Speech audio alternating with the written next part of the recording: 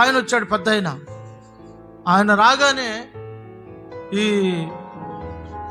Stage ఏర్పాటు చేసి ఈ ప్రోగ్రామ్ అంతా ఏర్పాటు చేసిన పెద్ద కథానాయకుడు ఏమన్నాడంటే, అయ్యా పలానా ఊరు నుంచి ఒక ప్రత్యేకమైన వ్యక్తి వచ్చాడు కాబట్టి మరలా కథ మొదటి నుంచి స్టార్ట్ చేసి ఆయన కూడా వినాలి కదా అని చెప్పి అన్నాడంట. సరే అని చెప్పి ఈయన కథ మరలా స్టార్ట్ చేశాడు. పాపం ఇంకొంతసేపటికి ఇంకొక ఊరు నుంచి ఇంకొక పెద్ద ఆయన వచ్చాడు. ఆయన రాగానే ఈ కథానాయకుడు మళ్ళీ చెప్తున్నాడు స్టేజ్ మీద ఉన్న అతనికి, అయ్యా ఇదిగో ఈసారి ఇంకా కొంచెం పెద్ద ఆయన వచ్చాడు, ఆయన కూడా వినాలి కదా, మరలా స్టార్ట్ చేయమన్నాడు. మళ్ళీ మూడవసారి ఇంకొక ఊరు నుంచి ఇంకొక ఆయన వచ్చాడు, పెద్ద ఆయన. అయ్యా వీళ్ళిద్దరికంటే ఆయన చాలా పెద్ద ఆయన కాబట్టి మరలా కథ మొదటి నుంచి ప్రారంభించాడు. ఇక అది ముగింపు దశ చేరుకునేది లేదు. అర్థమైంది కదా? కొత్త వ్యక్తి వస్తూ ఉంటాడు, మరలా కథ స్టార్ట్ చేస్తూ ఉంటాడు, మళ్ళీ కొత్త వ్యక్తి వస్తూ ఉంటాడు, మరలా కథ స్టార్ట్ చేయడమే తప్ప అది ముగింపుకు పోయింది లేదు. ఈనాడు అనేక మంది క్రైస్తవుల జీవితాల్లో క్రైస్తవులను చెప్పుకుంటున్నారు కానీ వారి క్రియలు నిర్జీవమైనవిగా కనబడుతున్నాయి. కారణం వారు ఇంకా ప్రాథమిక స్థితిలోనే, మూల పాఠాల్లోనే ఉన్నారు కానీ సంపూర్ణ స్థితిలోనికి రాక నిర్జీవమైన క్రియలను చేస్తూ సాగుతున్నారు.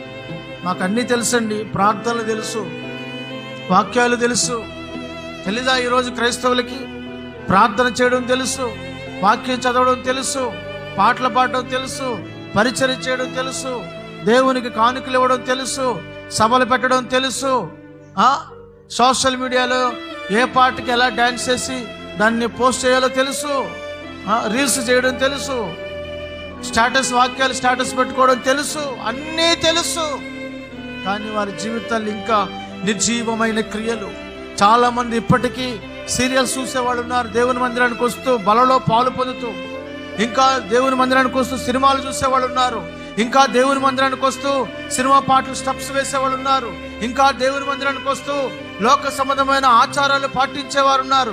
ఇంకా దేవుని మందిరానికి వస్తూ లోక సంబంధమైన ఆడంబరాలతో కూడినటువంటి విలాసవంతమైన కార్యక్రమాలు చేసేవారు ఉన్నారు. ఇంకా దేవుని మందిరానికి వస్తూ లోక సంబంధమైన పద్ధతులను అనుసరించి జరిగించేవారు ఉన్నారు. నిర్జీవ క్రియలు ఇవన్నీ కూడా దేవుని వాక్యం అంటుంది, నిర్జీవ క్రియలు.